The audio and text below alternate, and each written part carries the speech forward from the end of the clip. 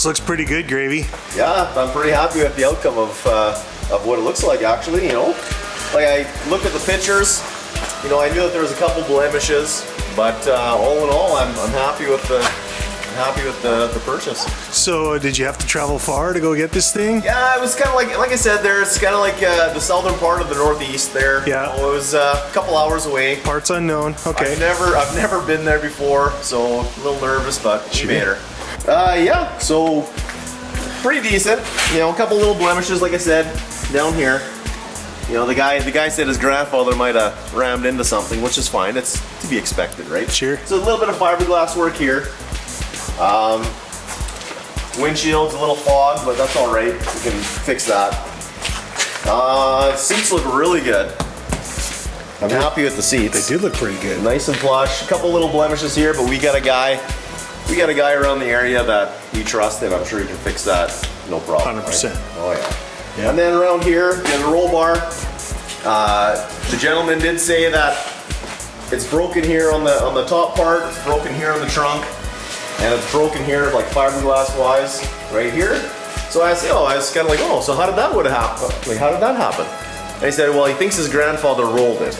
Those tracks look awesome on there Those too. tracks, like, very surprisingly, these tracks are in great shape. And I even looked at the cogs on the inside. The cogs look good. Yeah. You know, the bogies are a little cracked up like every other TNT. Yeah. But all in all, it's in good shape for a 73. Like, this is fan cooled, right? This is fan cooled, yes. So here's the original. It's the original Type 434, sorry. It's a 440 motor. Far out. Yeah, she's pretty good. Cool. So, Congratulations. finally got the Elite. Washed me out in the snow. All right, Gravy out.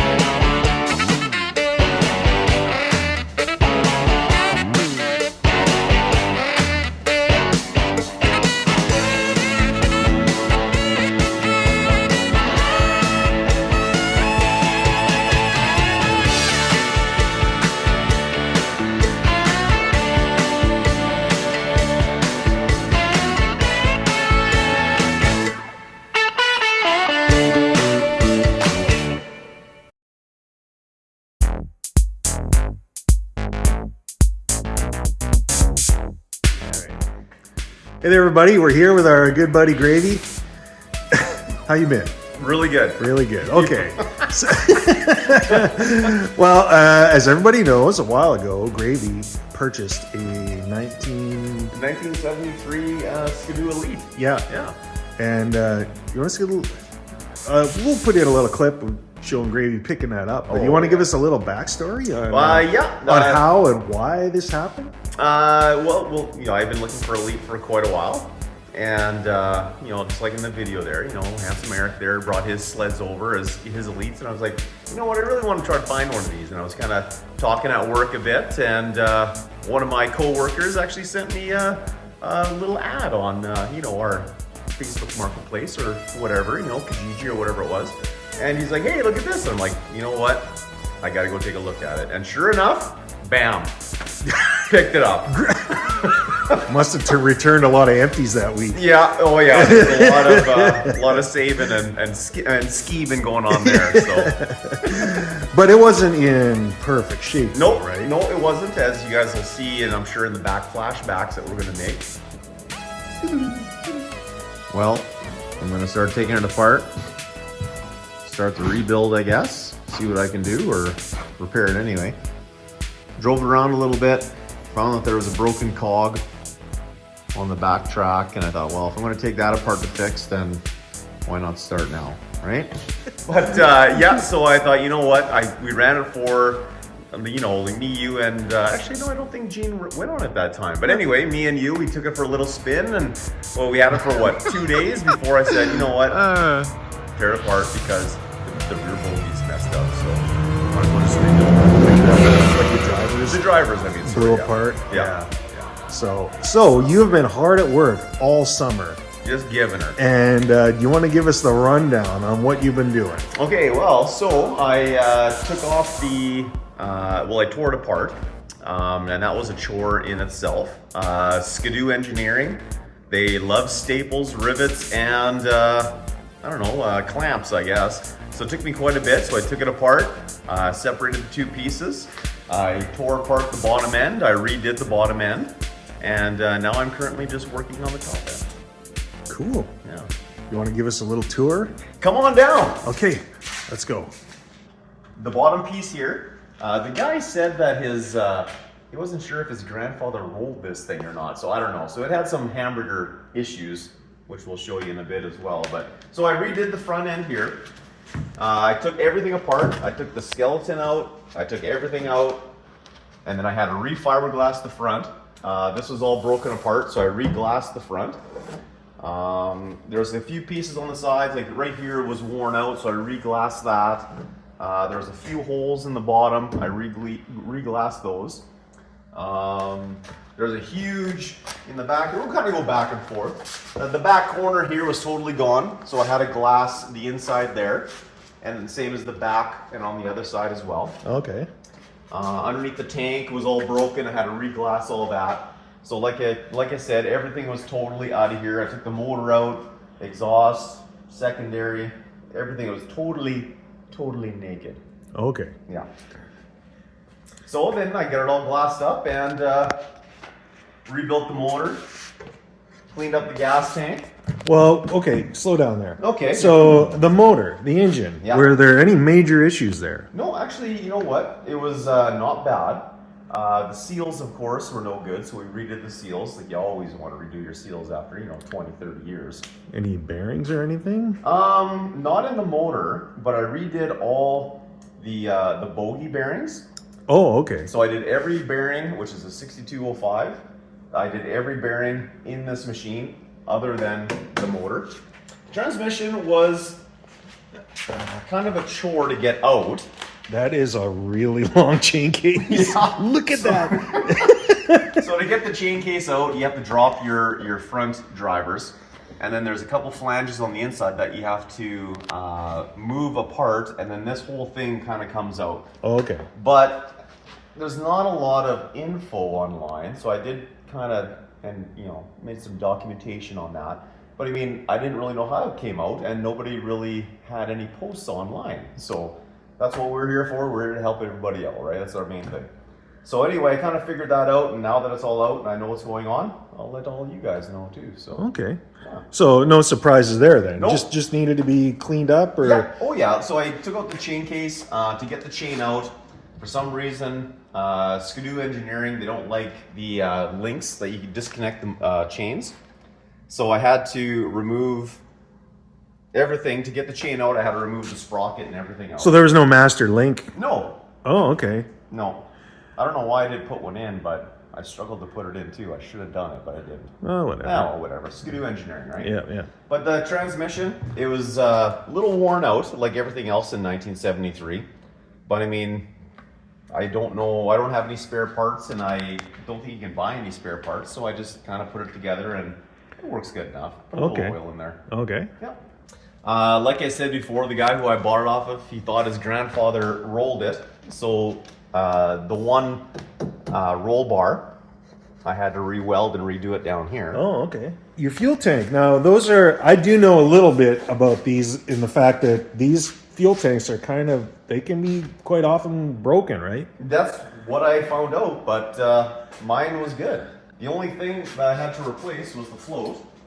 Which of course, after a long time it kind of broke. So just the float or the whole sending unit? Like the whole unit here, like the float, this whole sending unit and everything, right? So where did you get that? So I went online, and there are some good communities out there. And the one guy said, hey, I use this. And it turned out to be a sending unit and a float from an old VW 63 to 68 Beetle.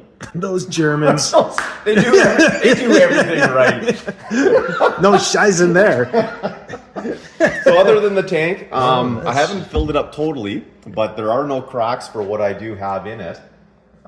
So yeah, I lucked out and the tank was good. I put new springs on. The one spring was bent, so I bought new ones. You can buy those from your favorite local sled shop. Oh yeah. But the tracks are actually really good.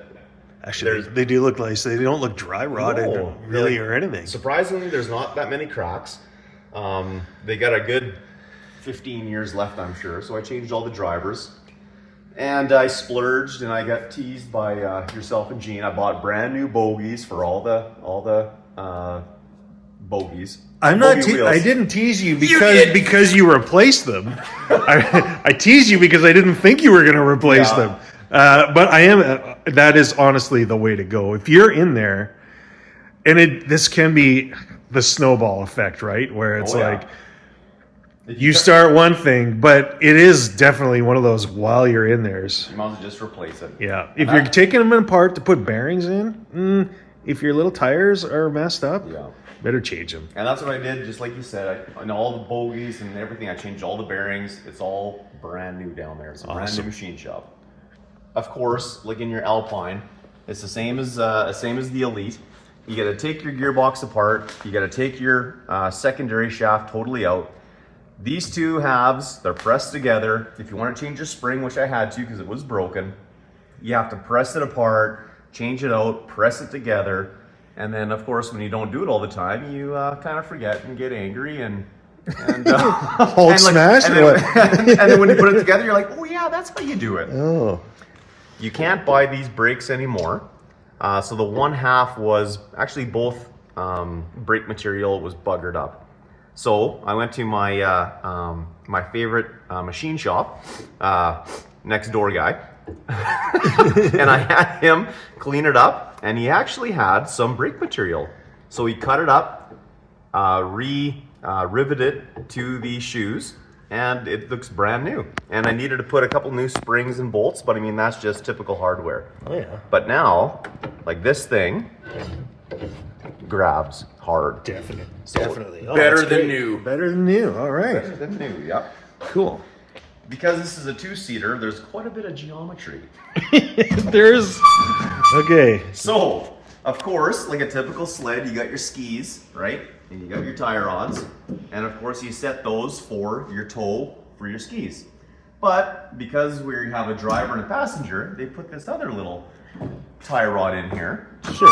And it has to be at a certain angle, if you want to say, so that it hits here, but it also hits here. But if you go too far, you know, it doesn't hit here, but it hits here. But you can't do nothing. As long as we'll find out in the snow and we'll check the toe of the skis when we're... Well, was there any damage here? No, well, on the steering there was not, but the going back to the front, maybe why this was all broken apart, are my one ski, which was, I believe, that side. Oh, okay. It was bent, and here's my parts. He must have hit a tree or something, and he actually bent the leaf all to hell. Look at that. And of course the ski was bent, so I took the ski apart, changed out the leaf from a spare sled that we have in the old stock area, if you know what I mean, the junkyard. The boneyard, yeah. Boneyard.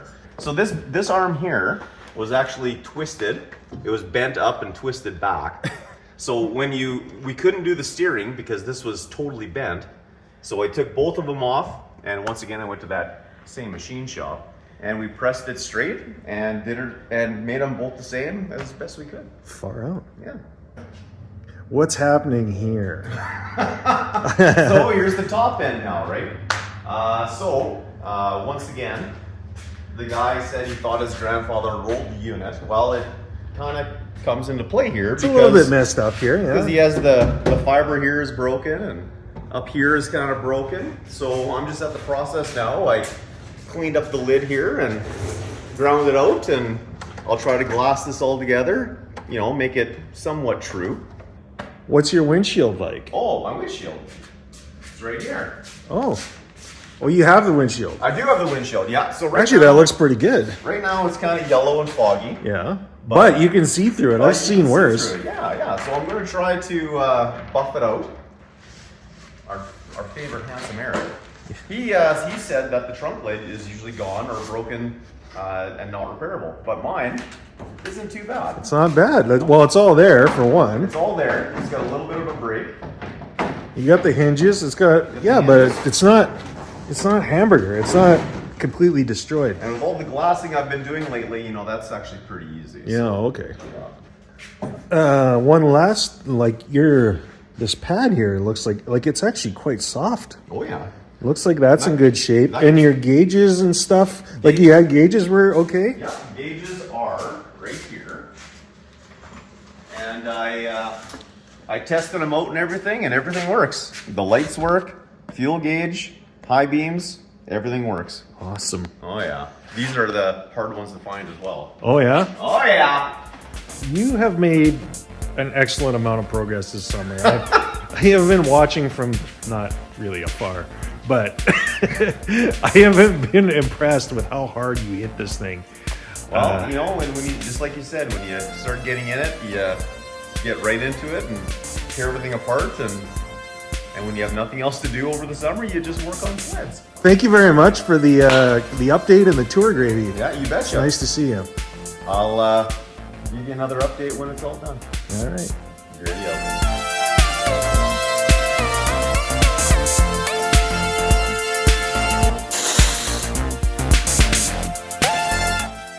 So, how many of these did they make, Gravy? For 73. I don't know the exact number, but I think there's only a few hundred. I don't know if it's Very rare. very rare. And what does rare mean? Rare means that we usually find it pretty easily, so. What's the other thing that it means? Well, no parts. Complete pain in the ass. Oh, yeah.